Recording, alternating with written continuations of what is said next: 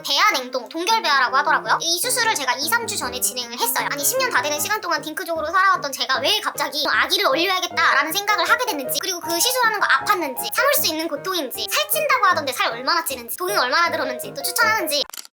안녕하세요. 오늘은 제가 피부과 실장 유튜버 뷰티나니가 아닌 그냥 담백하게 살아가고 있는 30대 여자 정단이에 대한 이야기를 해보려고 하는데요. 솔직 담백하게 이야기를 해보려고 해요. 분명 대한민국에 사는 20대, 30대 여자들이면 무조건 이거를 고민할 수밖에 없을 거예요. 오늘은 임신 그리고 출산에 대한 저의 이야기를 좀 해보려고 합니다. 일단 저는 91년생 34살이고요. 한국 나이로는 33살이죠. 결혼 4년 차에 접어들고 있는 기혼 여성이고요. 저는 딩크족입니다. 딩크족을 한 지 지금 그래도 10년 조금 안 된 것 같아요. 제가 딩크로 살아가야겠다라고 마음을 먹은 이유가 뭐냐면은 제가 이 세상을 살아가면서 너무 해야 될 게 많아요. 내 몸 하나 건사하기도 힘들어 죽겠는데 내가 뭔가 애를 낳는다? 이게 가당치도 않은 일인 것 같은 거예요. 저 화장품 이학 박사잖아요. 근데 지금 아직 박사 수료까지 되어 있고 논문을 아직 안 적었거든요. 그래서 논문까지 해야 되는데 박사 논문이 진짜 힘들어요. 근데 나 지금 논문도 몇 년 동안 써야 될 판인데 내가 애기까지 갖는 생각을 해? 이게 너무 가당치도 않은 거예요. 솔직히 이거 진짜 공감하는 분들 많을 거예요. 회사 생활에 치이면서 진짜 내 몸 하나 건사하기도 힘들어 죽겠는데 애기는 무슨 애기야. 두 번째로는 이거는 약간 좀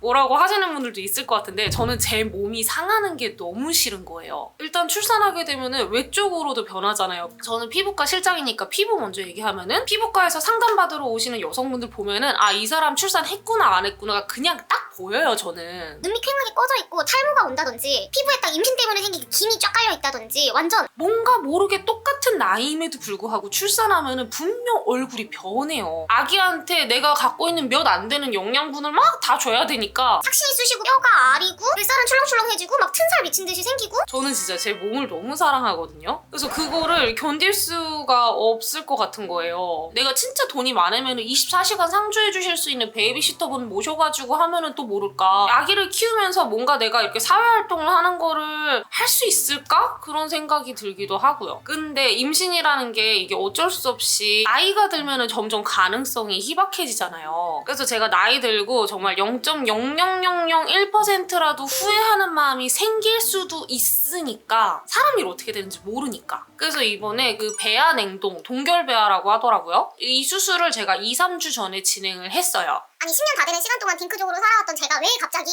아기를 얼려야겠다라는 생각을 하게 됐는지, 그리고 그 시술하는 거 아팠는지, 참을 수 있는 고통인지, 살찐다고 하던데 살 얼마나 찌는지, 돈은 얼마나 들었는지, 또 추천하는지. 제가 완전 막 아기 쪽에 이렇게 전문가는 아니지만 실제로 경험을 해봤던 사람으로서 여러분들한테 오늘 가감없이 이야기를 해드릴게요. 일단은 제가 딩크가 된 이유를 먼저 이야기를 드리면은 저는 20대 중반 때쯤인가 그 피부과 팀장일을 하면서 같이 대학원 석사 과정을 했었어요. 근데 그때 당시에 석사 과정을 하는 저는 20대니까 너무 나이가 어리고 40대, 50대 언니들이 제 동기들이었거든요. 근데 그 언니들이 골드미스인 분들이 굉장히 많았는데 결혼도 안 하고 애기도 안 낳는데 막 사회생활 하면서 막 이사 자리, 막 대표 자리 이러면서 막 돈도 많고 좋은 데도 막 다니고 이러는 게 너무 좋아 보이는 거예요, 저는. 확실히 이게 환경이 중요하다라고 느꼈던 게요. 20대 때 막 그렇게 막 그랜드 하얏트 막 이런 호텔 가가지고 가볍게 술 마시고 막 우동 먹으러 막 일본 갔다 오고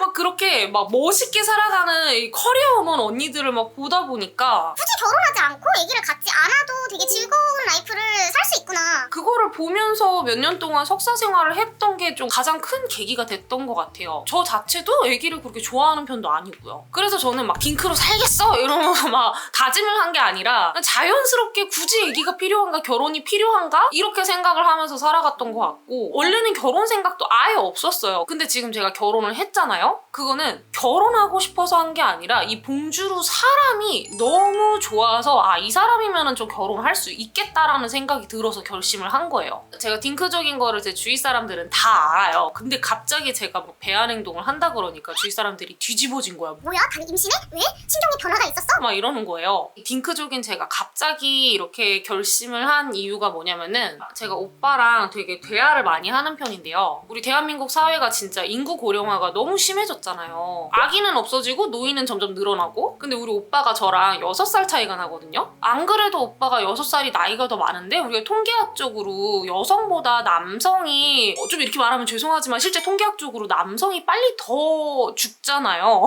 무슨 막 사고가 있거나 이런 거 아닌 이상. 오빠가 제가 지금 한 이야기를 하면서 그 이야기를 하는 거예요. 나는 분명 다니보다 먼저 하늘나라로 가게 될 텐데 내가 지금 살아있는 갑자기 울컥하네. 지금 내가 살아있는 동안은 다니를 챙겨주지만 울컥할 포인트가 아닌데 말이야. 마음이 참 고마워서 죄송해요.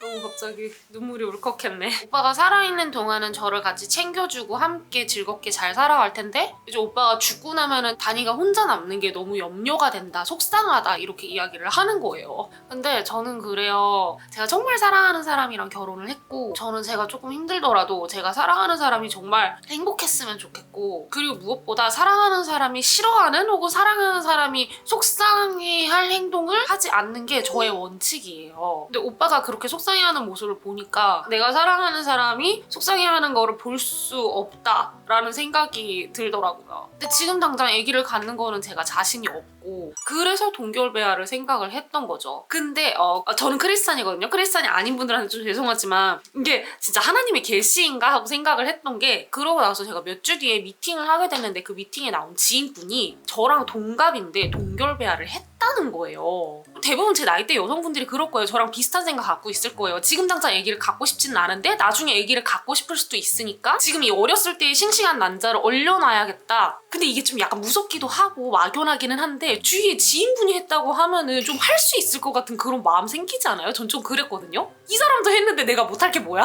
그런 생각이 드는 거예요. 그래가지고 쇳불도 당김에 빼라고 병원 알려달라, 나도 거기서 하겠다. 또 마침 아는 원장님이래요. 그래가지고 바로 전화해가지고 예약을 잡았어요. 자, 그럼 여기서 배아냉동, 동결배아 이게 뭔지 모르는 분들이 있잖아요. 요거를 제가 되게 간단하게 이야기를 해드리면은, 저 지금 33살이잖아요. 근데 지금 아기를 갖고 싶지 않아. 근데 나중에 노산을 하게 되면은 아기가 생길 확률 자체도 낮아지고 어쩔 수 없이 나이가 어릴수록 건강한 난자 정자가 만나니까 건강한 아이가 출산이 되는데, 노산할수록 아이가 건강하지 않을 가능성도 있고 기형아 출산의 우려도 있다고 하잖아요. 그러니까 지금 어린 나이에 내 몸속에 있는 난자 그리고 오빠 남자의 몸속에 있는 정자를 빼가지고 얘네를 합체를 시켜요. 수정을 시켜서 이 상태로 그대로 얼려놓는 거예요. 그런 다음에 3년 뒤에 아기가 갖고 싶어, 5년 뒤에 뭐 아기가 갖고 싶어 이러면은 그때 당시에 얼려놨던 싱싱하고 어린 수정된 요 아이를 내 몸에 착상을 시켜가지고 임신을 하는 거죠. 내가 원할 때 임신을 할 수 있는 거예요. 그리고 이게 기형아 출산의 가능성도 굉장히 낮아지는 게, 자연 임신 같은 경우는 이 정자랑 난자가 지금 현재 상태가 괜찮은지도 모르잖아요. 근데 요거 같은 경우는 연구원 분들이 이 정자랑 난자에 얘네가 예쁜지 아니면 얘네가 모양이 찌그러졌는지 이런 것들을 다 보고 되게 예쁘고 괜찮은 애들로만 선별을 해줘가지고 내 몸에다가 딱 쏴주기 때문에 골라서 몸에 넣을 수 있으니까 기형아 출산의 우려가 좀 더 줄어드는 경향이 있는 거죠. 일단은 제가 또 마음이 변할 수 있으니까 바로 병원 예약해가지고 오빠랑 같이 병원을, 아니다 나 혼자 갔나? 아니다 처음엔 같이 갔구나. 오빠랑 같이 병원을 갔어요. 일단 병원에 처음 가게 되면은 설명을 듣고 나서 이 남자랑 여자가 배아냉동을 할 수 있는 자격이 되는 난자와 정자를 갖고 있는가 그거 검사를 먼저 해요. 남자는 일단은 그 정자 채취실 가서 이렇게 혼자 이렇게 막 그걸 해요. 정자를 만들어내요. 나는 가본 적은 없으니까 모르는데 뭔가 그런 이게 야구하는 동영상을 보는 거야. 어쨌든 그 정자를 만들어내고, 그리고 여자는 피 뽑고 나팔관 조영술 뭐 이런 걸 해가지고 검사를 한대요. 일단은 산부인과 가면은 뭐라 그러죠? 누워서 다리 쩍 벌리고 있는 자세를 하거든요. 그 자세를 하고 우리 여자 몸에 나팔관이 이렇게 2개가 있는데 여기가 구멍이 잘 뚫려 있는지 깨끗한지, 좀 쉽게 설명하면은 색깔이 있는 물 같은 거를 안에 쭉 쏴봐요. 만약에 이 나팔관이 잘 뚫려 있으면 물을 쭉 하고 쐈을 때 막히지 않은 호수처럼 반대편에서 물이 쫙 하고 나가는 게 보여야 되거든요. 이 색깔이 있는 물 같은 거를 조영제라고 하는데 제가 왼쪽에 있는 나팔관이 막혀 있는 거예요. 그래서 여기서 아무리 조영제를 하고 쏴도 반대편으로 뿍 하고 나가지가 않아. 근데 여러분 이게 너무 아팠어요. 어떤 느낌이었냐면요. 제가 생리통이 진짜 심하거든요. 제가 초등학교 6학년 때부터 생리를 시작을 했었는데 한 달에 한 번씩 정단이가 책상에 이렇게 엎드려가지고 엉엉엉 하고 울고 있으면 아 정단이 생리하는구나 이거를 다른 애들이 다 알 정도였어요. 그 정도로 생리통이 너무 심해가지고 진짜 생리통 약은 맨날 그 진통소염제를 달고 다니는데 그 생리통 고통의 진짜 최강의 느낌. 근데 진짜 생리통 때문에 아프면은 뭐 약을 먹을 수도 있고 몸을 이렇게 움츠러들고 이렇게 따뜻하게 뭐 할 수도 있고 여러 가지를 할 수 있잖아요. 근데 요거는 진짜 그 생리통 최강의 고통 때문에 진짜 이 자궁을 막 드러내버리고 싶을 정도로 너무나 아픈데 다리를 이렇게 벌리고 움직일 수가 없는 거야. 보통은 이 정도까지는 아프진 않대요. 뭐 원장님 피셜은. 근데 제가 조영제가 이 구멍을 뚫고 나가지 못하니까 안에서 뭉쳐있어서 그래서 고통이 조금 더 컸을 거다라고 이야기를 하시더라고요. 저는 한 이거 검사하는데 한 30분 정도 소요가 됐어요. 이거를 계속 시도를 해보느라. 그 이외에는 크게 그렇게 문제는 없었고요. 저처럼 왼쪽에 나팔관이 이렇게 막혀있다고 하더라도 나중에 착상을 할 때는 오른쪽에다 하면 되거든요. 그래서 그렇게 큰 문제가 되지는 않는다고 하더라고요. 피검사, 여자 괜찮은지 검사, 남자 괜찮은지 검사 요거를 하고 며칠 뒤에 검사 결과를 들으러 갔는데 저는 솔직히 오빠가 저보다 6살이나 많고 이제 40이잖아요. 그래서 아 이거 오빠 정자가 좀 문제가 있을 수 있겠다 좀 그런 생각을 했거든요. 여러분 이게 보통 이 검사를 할 때 정자가 1,500만 개 이상 정도 되면은 그래도 괜찮다라고 이야기를 한대요. 근데 오빠가 정자가 몇 개 나는지 알아요? 3억 8천만 개. 심지어 이 3억 8천만 개가 그 이렇게 애들이 정자애들이 막 움직이는 그거 운동성인가 봐요. 그 운동성이 한 40% 이상이면 괜찮은 거래요. 근데 운동성이 심지어 80% 이상인 거야. 오빠 문제가 없었다. 그래서 나만 괜찮으면 된다. 그래서 다행히 저도 괜찮았고요. 둘 다 이제 할 수 있는 자격이 된다. 오케이. 이래서 이 시술을 준비하기 위해서는 국가지원 통지서 이런 종이를 갖고 생리를 딱 시작했을 때 3일째 때 병원을 와야 된대요. 이런 미션을 데스크에서 주시고 저희는 귀가를 했어요. 제가 앞서는 얘기를 안 했는데 이게 나라에서 지원을 해줘요. 저는 솔직히 이게 약간 두려웠던 것도 있지만 금액적인 것도 무시를 할 수가 없었던 게 저는 이게 4,500만 원 막 이렇게 들고 매 달마다 동결을 해서 보관을 해야 되니까 그 보관료를 계속 내야 되는 건 줄 알았거든요. 아니야 여러분 생각보다 금액이 그렇게 크게 안 들어요. 이게 나이에 따라 그리고 방법에 따라 조금씩 다르기는 한데 저는 나라에서 신선 배아로 지원을 받았고요. 35세인가 40세인가 그 나이 이하여가지고 110만 원이나 지원을 받았어요. 제가 전체적으로 얼마나 들었는지 요거 금액에 대해서는 또 뒤에서 자세하게 이야기를 해드릴게요. 일단은 산부인과에서 검사를 했으니까 검사하고 검사에 대한 이상이 없습니다 이런 종이를 줘요. 그러면 이 종이를 들고 가서 저 이상이 없는 사람이니까 국가지원 신청을 하겠습니다 라고 해가지고 정부24 사이트를 들어가서 신청을 하거나 아니면은 가까운 보건소 있죠. 보건소 가가지고 신청을 하는데 아니 이때 제가 보건소를 가긴 귀찮아요. 그리고 난 정부24에 들어가는 것도 몰랐어. 근데 인터넷으로 하면 돼요 이렇게 데스크에서 얘기를 해줘가지고 그래서 제가 보건소에 전화를 했는데 보건소가 연락이 안 돼요. 보건소로 다이렉트로 연락이 안 가고 120 다산콜센터인가 거기로 연결이 되는 거예요. 그래서 제가 보건소로 연결을 해주세요 라고 다산콜센터에 이야기를 했더니 이거는 뭐 어디 다른 기관에서 하는 거래요. 그래서 그 기관에 전화번호를 알려주고 아 네 알겠습니다 이러고 거기로 전화를 했는데 그 기관에서도 자기네들이 하는 게 아니래. 자기네들은 그러니까 난자랑 정자를 이렇게 동결시키는 게 아니라 난자만 했을 때 난자만 지원 사업을 하는 거래요. 그래서 그러면 보건소에 연락을 하셔야 될 거예요. 보건소에서 이쪽으로 연락을 하라고 하셨는데요? 이래가지고 난 중간에서 낀 거야. 그래가지고 이걸 한 몇 번 왔다 갔다 했어요. 그러니까 이거 뭔지 알아요? 되게 전화하기도 힘들어요. 그거 막 3번, 2번, 5번 몇 번을 누르세요. 막 이렇게 해가지고 전화하는데 전화 연결도 잘 안 돼. 진짜 너무 화가 나는 거예요.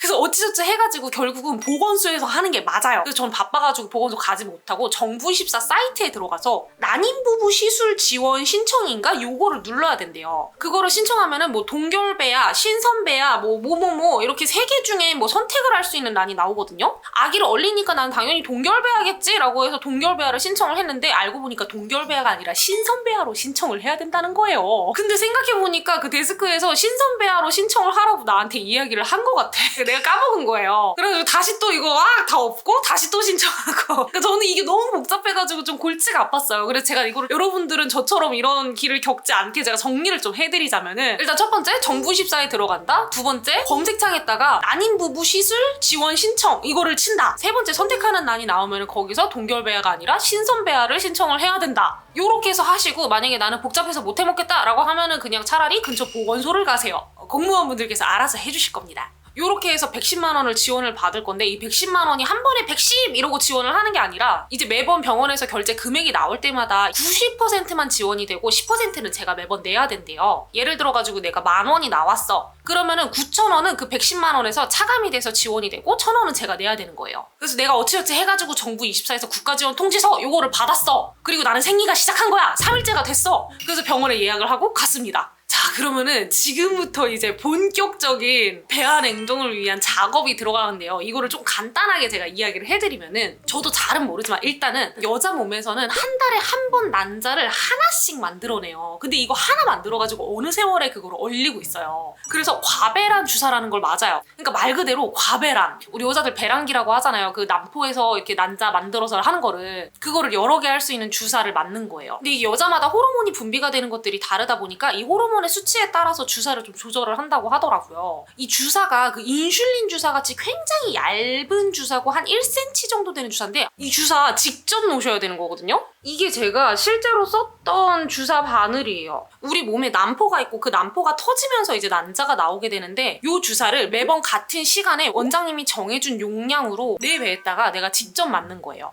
그래서 병원에서 이거 어떻게 맞는지 다 설명을 해주시니까 그거는 너무 걱정하지 않아도 되는데 이거를 좀 많이 힘들어한다고 하시더라고요. 저는 아무래도 10년 넘게 피부과에서 일했던 실장이다 보니까 이 주사에 대한 그렇게 겁이 없어가지고 저는 그냥 푹푹푹 잘 맞아요. 그리고 저 간호조무사 자격증이 있거든요. 그래서 주사에 대해서 저는 그렇게 크게 무섭진 않은데 솔직히 제가 입장 바꿔 생각을 해봤을 때도 일반 그냥 사람들이 주사라고 하면은 되게 좀 무서운 인식이 있잖아요. 바늘 찔리고 어머 피나고 막 이러니까. 그래서 솔직히 맞을 때마다 당연히 스트레스 받는 분들 있을 것 같고요. 그래서 병원에서 알려준 게 이 주사를 남편이 놔주는 게 좋대요. 임신은 혼자 준비하는 게 아니니까. 이것도 어찌됐든 아기를 준비하는 과정이잖아요. 여자 혼자 하게 되면 여자 혼자 독박 육아처럼 그렇게 힘들어할 수 있기 때문에 요거는 남편이 옆에서 같이 놔주는 게 좋다 그래가지고 저도 오빠한테 시켜서 오빠가 제 배에 놔줬고요. 솔직히 제가 맞는 게 편하긴 하지만 저는 주사 바늘을 찔렀을 때 당연히 살짝 따끔하는 거 있고요. 주사 약물이 들어갈 때 되게 멜랑콜리한 느낌이 들어요. 딱 그 약물 냄새가 있거든요. 그 약물 냄새가 내 몸에서 나는 것 같아요. 그 약간 어떤 느낌이냐면은 고수 같은 거 먹으면은 고수 향이 내가 양치해도 여기 식도에서부터 막 냄새 나는 거 알아요? 그런 것처럼 이게 내 코에서 냄새가 나는 게 아니라 내 몸에서 그 약물 냄새가 나는 것 같은 그런 느낌이 들어요. 근데 이게 막 엄청 막 불편했던 거는 아니고 그냥 멜랑콜리한 느낌? 기분 이상해 약간 이런 느낌이었어요. 근데 아무래도 이 주사를 맞으면 호르몬이 와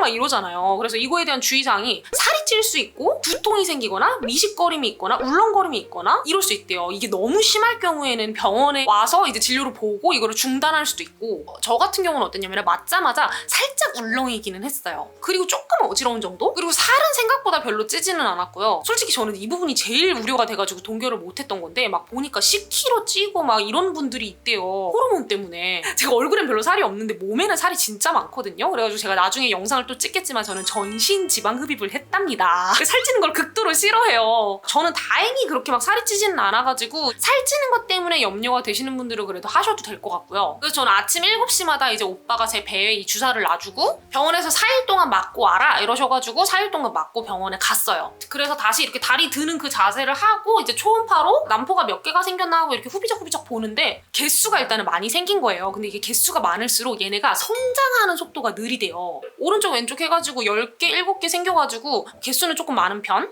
그래서 이때 주사가 추가됩니다. 5일째부터 조기 배란 억제 주사라는 거를 같이 맞게 됐는데 이제 난포가 어느 정도 자라게 되면 딱 얘네가 우리가 시술을 해야 되는 날 예쁘게 잘 커놔야 되는데 그 전에 얘네가 커져버려가지고 뻥 하고 터져서 난자를 만들어내버리면 안 되잖아요. 그래가지고 이제는 얘네를 컨트롤을 해야 되는 주사를 맞는 거예요. 원래 맞았던 이 과배란 주사를 화수목금 이렇게 맞았고 배란 억제제 주사를 수목금토 이렇게 맞아야 된대요. 그래서 수목금 이렇게 겹치는 이 세 날은 주사를 2개를 맞는 거예요. 배에 양쪽에. 약간 그 조기 배란 억제제 주사 그거 맞는 느낌을 저는 어땠냐면은 살짝 아픈 생리통 있는 느낌? 주사 주사 맞고 나서 이후에 통증은 확실히 있긴 있었는데 막 엄청 심하지는 않았다 정도? 저는 일단은 주사를 쭉 길게 맞았던 거는 그렇게 2개 정도를 맞았었는데 이게 난포가 안 자랄 경우에는 주사가 추가되거나 아니면 용량이 추가되거나 이러는 경우가 많대요. 제가 무슨 맘카페 같은 데서 찾아보니까 진짜 극단적으로 봤을 때는 막 주사를 피날레에는 막 5개씩 맞고 이러는 거예요. 근데 솔직히 그러면 좀 현타 올 것 같아. 왜냐면은 저도 이거를 좀 며칠 맞으면서 약간 좀 억울함이 드는 거예요. 아니 오빠는 야구 동영상 보고 그냥 이렇게 정작 빼내면 끝인데 막 나는 이거 주사 맨날 맞아야 되고 막 손 물렁거리고 막 통증이 있고 막 이거 주사 계속 막 바늘 어쨌든 들어가니까 아야 막 이러잖아요. 갑자기 급발진을 했네. 살짝 억울은 했지만 그래도 오빠가 같이 놔줘가지고 좀 괜찮았던 것 같아요. 이거 솔직히 내가 혼자 맞는다 이러면은 좀 억울할 것 같아.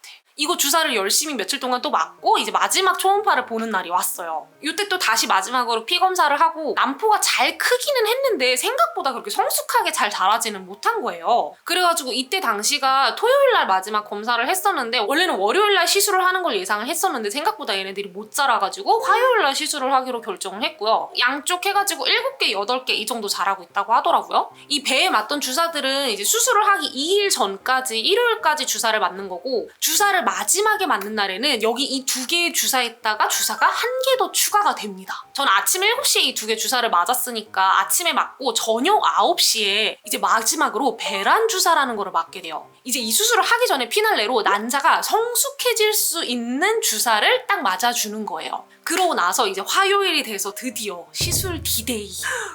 남자는 정작 그냥 이렇게 빼내면 되는 거고 저는 이제 난자 채취 시술이라는 거를 받게 되는데 이게 어떤 거냐면은 이제 몸 안에 있는 난포를 직접 콕하고 찔러가지고 수정이 가능한 난자들을 쏙쏙쏙 빼내는 작업인가 봐요. 이 난자를 빼내가지고 이제 난자랑 정자랑 같이 수정을 시키는데 이 수정시키는 방법도 2가지로 나뉘거든요. 일반 수정은 그냥 가만히 남자랑 정자를 이렇게 두면은 얘네가 알아서 정자가 꼬물꼬물 가가지고 난자 속에 쏙 들어가. 근데 가만 봤을 때 요거를 못하는 애들도 있잖아요. 그러면은 미세 수정이라고 해서 이 정자를 잡아가지고 얘를 그냥 억지로 밀어 넣는 거예요. 그렇게 해가지고 뭐 수정을 시킨대. 당연히 이거 하기 전에 금식을 진행을 하고요. 수면 마취를 진행을 하거든요. 한 15분 정도 걸린다고 하는데 저는 15분 좀 넘게 걸렸어요. 그래서 깨서 이렇게 시간 재보니까 한 35분 정도 걸렸던 것 같더라고요. 일단은 수술대에 이렇게 들어가면 마취과 원장님이 계시고 팔다리 사지를 다 묶습니다. 그리고 혈압 괜찮은지 혈압 한번 재고 그리고 이쪽에 이제 수면 마취제 뭐 포폴 같은 거겠죠. 뭐 그런 게 들어갈 수 있는 주사 라인을 이렇게 호스 같은 거를 꽂아요. 그리고 나는 그 이렇게 약간 민망한 그 이렇게 개구리 다리 같은 그 자세를 취하고 산소호흡기 같은 거를 이렇게 꽂아요. 저는 마취가 진짜 빨리 잘 되는 편이에요. 마취 들기 전에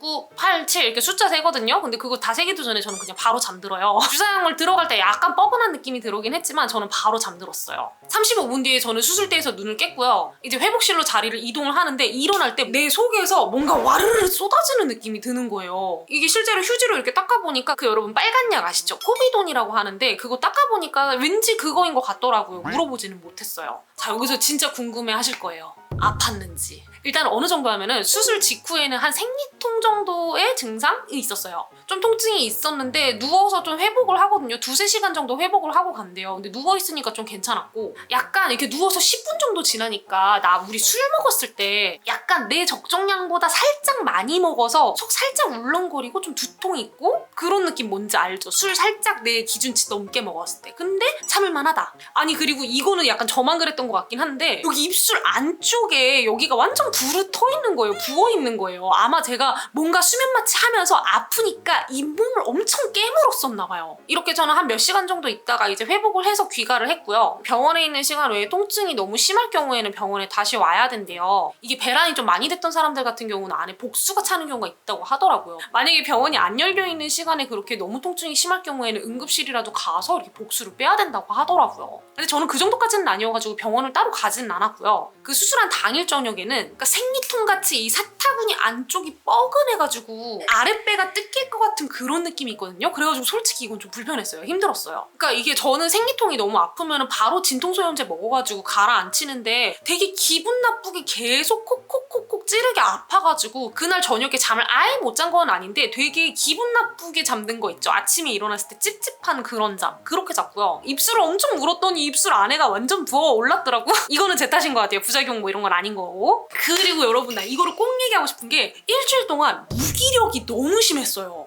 아니 교수직도 하고 있고 유튜버도 하고 있고 피부과 실장도 했었고 이학 박사 과정도 하고 진짜 이렇게 바쁘게 살아가는 사람이었잖아요. 진짜 몸에 힘이 안 들어가고 완전 이렇게 축 늘어져가지고 그냥 누워가지고 이 쇼츠 스크롤만 겁나 올리고 싶은 거예요. 근데 이게 진짜 극도로 심했어요. 그리고 복통 조금 있었고요. 막 이렇게 운동을 좀 세게 하려고 하니까 호흡이 좀 차더라고요, 평소보다. 그리고 그것도 있었어요. 계속 졸린 거야. 이 졸림이 진짜 한 1, 2주 정도 지속이 됐어요. 평소 자는 것보다 훨씬 더 많이 자는 거예요. 그러니까 이 호르몬이라는 게 진짜 좀 무서운 것 같아. 너무 사람 몸을 평소랑 다르게 만들어버린다고 해야 되나? 그 난폭 횟수 많이 나와서 과배란 증후군 이런 거 예상을 했었는데 그래도 막 병원을 가야겠다 정도로 막 미친 듯이 막 이렇게 막 곡선으로 아픈 거는 아니었어가지고 저는 따로 병원 안 갔어요. 수술 후유증은 좀 잠잠바리로 오래 갔다. 이제 정자랑 난자랑 잘 수정을 시켰으니까 얘네가 배양을 하는 거예요. 그러니까 얘네를 한 개를 합치면은 세포 분열이라 그래가지고 세포가 2개, 4개, 8개, 16개 막 이렇게 계속 늘어나거든요. 요거를 2일에서 5일 정도 진행을 해준대요. 지금까지의 과정을 이렇게 똑같이 하고 만약에 얘네를 얼리지 않고 바로 내 몸에다가 딱 넣게 되면은 그게 여러분들이 좀 아시는 분들 아실 거예요. 시험관 시술 이런 거 있죠. 시험관으로 아기 이렇게 바로 만드는 거. 그게 이 과정이고 이 과정 똑같이 하면서 마지막에 이제 얘를 얼리게 되면 이게 이제 배아 동결이 되는 거예요. 저는 이게 그냥 평생 내가 원하는 언제든지 넣을 수 있는 줄 알았는데 최대 5년 동안 보관이 가능하대요. 5년이 지나면 자동으로 폐기가 되는 거고 되게 극단적인 경우 있잖아요. 만약에 암이 걸렸다든지 그러한 특수한 경우가 있으면은 이 5년 이상으로 연장을 할 수는 있는데 무슨 윤리위원회 같은 데 허가를 받아야 되는데 허가 받으면은 가능하고 무슨 가능 허가서 이런 것도 써야 된다고 하더라고요. 그래서 이런 경우는 거의 극히 드물어서 그냥 없다고 생각을 하면 되고 최대 5년 동안 얼릴 수 있다. 그냥 이렇게 알고 있는 게 나을 것 같아요. 저 같은 경우는 다른 병원도 그렇게 큰 차이는 없다고 하는데 이 동결료가 동결 비용 그리고 보관 비용이 따로 있어요. 이 동결 비용은 10개 이하일 경우에는 30만 원이었고요. 10개 이상 동결을 할 경우에는 50만 원의 비용이 들었고요. 요거를 보관하는 보관료가 개당 또 붙는데요. 그래서 이게 다 기회인 거죠. 한 번에 기회할 수 있는 세포 분열된 요 수정된 아이 얘가 개당 15만 원씩이라고 하더라고요. 저는 매 달마다 그 보관료를 내는 줄 알았는데 따로 그게 아니래요. 5년 동안 보관하는 비용이 15만 원이니까 그러면 좀 나쁘지 않은 거야. 자, 여기서부터가 중요해요, 여러분. 이게 진짜 너무 웃겼어. 어차피 오빠는 정자가 막 3억 8천만 개 이렇게 나오잖아요. 그러니까 정자 개수는 그렇게 중요하지 않아. 난자 개수 내가 중요한 건데 난자가 20개가 났어요, 제가. 근데 이게 20개가 나와가지고 그럼 나 20번의 그런 기회가 있는 건가? 이게 아니라 여기서부터 약간 월드컵이 시작돼요. 우리 막 16강, 8강, 4강 막 이렇게 올라가서 짜잔 하잖아요.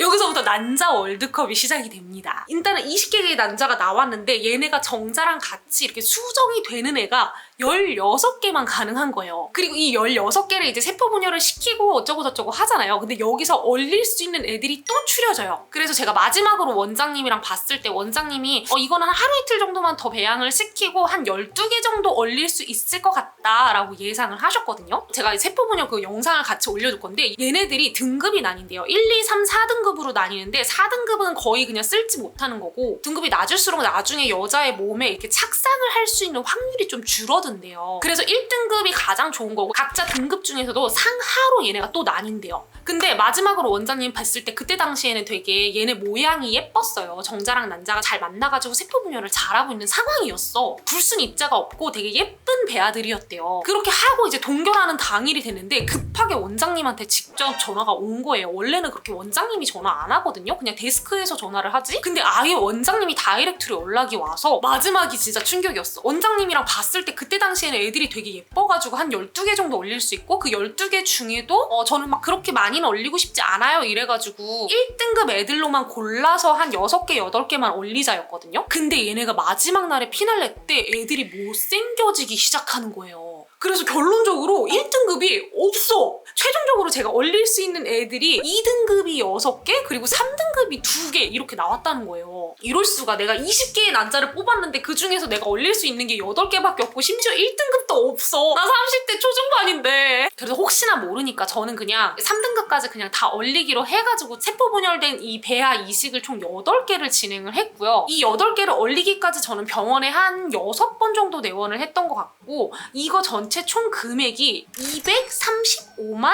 3,650원이 나왔었는데요. 나라에서 국가 지원 받은 110만 원을 빼면은 제가 실제로 지불했던 금액이 125만 3,600 650원이었습니다. 약 120만 원 정도를 낸 거죠. 8개 정도 올리는데. 만약에 내가 출산을 하게 되면 이거는 나의 평생을 책임지는 거잖아요. 평생을 책임지는데 120만 원 정도 쓴 거면은 나쁘지 않았다라는 전좀 생각이 들었고요. 보험같이 생각을 했어요. 저희가 뭐 한 달에 뭐 한 10만 원씩만 낸다고 해도 1년 하면은 120만 원 내잖아요. 만약에 내가 아기 생각이 5년 뒤에도 없으면은 그냥 이거 그대로 폐기를 하면은 되는 거고요. 만약에 5년 안에 아기를 가져야겠다라는 생각이 들면은 그때 이제 어리게 잘 배아 이식했던 애들을 제 몸에 이식을 하면 되는 거니까 저는 굉장히 괜찮았다고 생각을 하고요. 저는 추천합니다. 너무 추천해요. 물론 아픈 것도 있기는 했지만 이게 정말 제가 지금까지 인생을 살아오면서 그리고 저도 수술을 몇 번 해봤는데 그 수술들 중에는 그렇게 아픈 쪽에 속하지 않았다로 결론을 짓고 싶고요. 국가에서 막 이렇게 100만 원 넘게 지원도 해주니까 저는 솔직히 지금 제 나이대에 고민하시는 분들이라면 이거 한번 해보시는 거 정말 추천을 드리고요. 만약에 미혼이다라고 하시면 난자만 올리는 것도 괜찮을 것 같아요. 물론 저는 지금도 이거를 올리기는 했지만 지금 당장 아기를 가질 생각은 추호도 없습니다. 그래도 저는 제가 나중에 이렇게 저의 인생을 회고를 해보면은 이거 동결배아를 한 거를 정말 잘했다라고 저는 생각이 들 것 같고요. 이렇게 30대 기혼 평범한 여자가 아기를 얼리는 배아 이식을 했던 썰은 여기까지고요. 오늘 영상 제가 조금 그냥 진솔하게 얘기를 하려고 좀 주저리 이야기를 한 것 같은데 궁금하신 점 있으시면은 댓글에 남겨주세요. 제가 아는 선에서는 꼼꼼하게 알려드리고 만약에 모르는 거 있으면은 제가 병원에다가 한번 물어봐가지고 여러분들한테 알려드릴게요. 오늘 굉장히 제가 새로운 시도에 이런 썰을 풀어보는 영상을 해봤는데요. 이 영상 보시는 분들도 재밌게 보셨었으면 좋겠고요. 솔직히 조금 걱정이 되긴 해요. 제가 너무 막 피부랑 화장품 얘기만 하다가 갑자기 이런 거를 막 올리니까 그래도 많은 분들이 봐주셨으면 좋겠고 저는 이 영상을 보시고 이런 임신과 출산에 대해서 고민을 했던 20대, 30대 혹은 40대 여성분들까지 굉장히 도움이 되는 영상이 되었으면 해요. 앞으로도 또 도움이 되는 영상들 많이 만들도록 하겠습니다. 그러면은 다음번에는 제가 뷰티 영상으로 찾아뵙도록 할게요. 여러분